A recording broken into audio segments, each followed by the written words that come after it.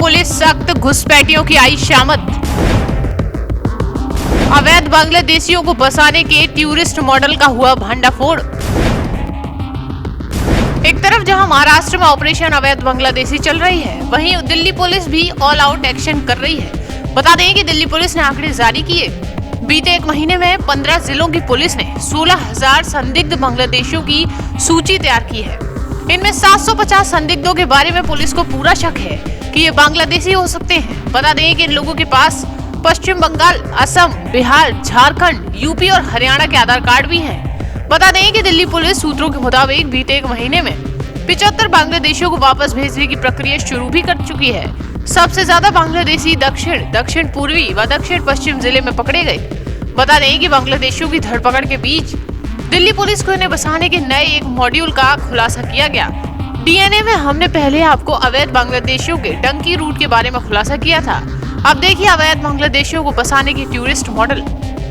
बता दें कि टूरिस्ट मॉडल बनकर आए और दिल्ली के पहाड़गंज इलाके में एक होटल में ठहरे थे लोग। वहीं वीजा खत्म होने के बावजूद अपने मुल्क वापस नहीं लौटे। दिल्ली पुलिस ने ऐसे 7 अवैध बांग्लादेशियों को गिरफ्तार किया, जिसके बाद अवैध बांग्लादेशियों को दिल्ली में बसाने के टूरिस्ट मॉडल का खुलासा हुआ है। दिल्ली के पहाड़गंज इलाके में एक होटल में अवैध तरीके से रह रहे 7 बांग्लादेशी नागरिकों को गिरफ्तार किया गया। ये सभी लोग वीजा खत्म होने के बाद भी एक होटल में रह रहे थे। देश की राजधानी में अवैध तरीके से रहने वाले रोहिंग्याओं के खिलाफ दिल्ली पुलिस मिशन मोड में है। दिल्ली पुलिस की टीम लगातार बांग्लादेशी घुसपैठियों की धरपकड़ में जुटी है। बता दें कि 6 दिनों में दिल्ली के अलग अलग इलाकों में 17 अवैध बांग्लादेशी पकड़े गए हैं। 1 से 5 जनवरी के बीच 9 बांग्लादेशी गिरफ्तार किए गए। ये सभी अवैध तरीके से घुसपैठ कर दिल्ली में रह रहे थे।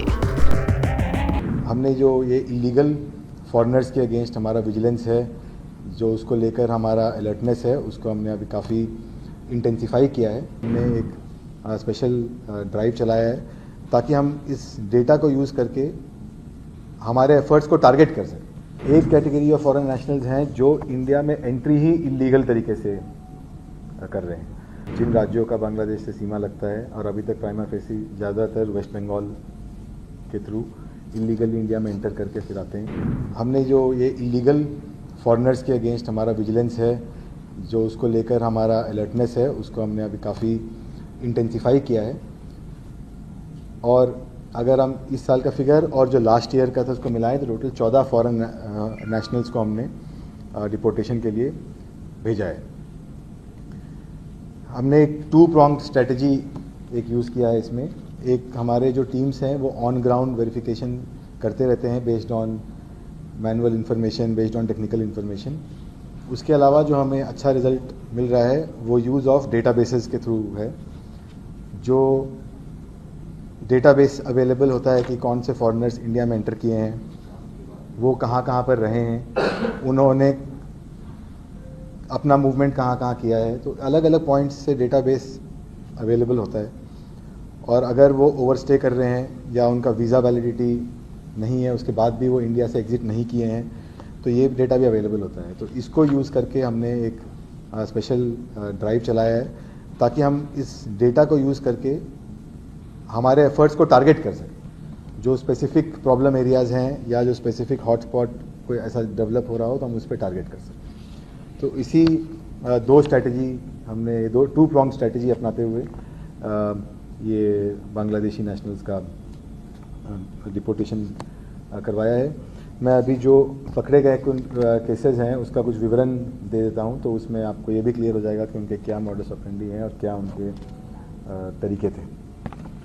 जो एक कैटेगरी ऑफ फॉरेन नेशनल्स हैं जो इंडिया में एंट्री ही इलीगल तरीके से कर रहे हैं, जो without any visa, without any valid documents India के अंदर एंटर कर रहे हैं इलीगल तरीके से।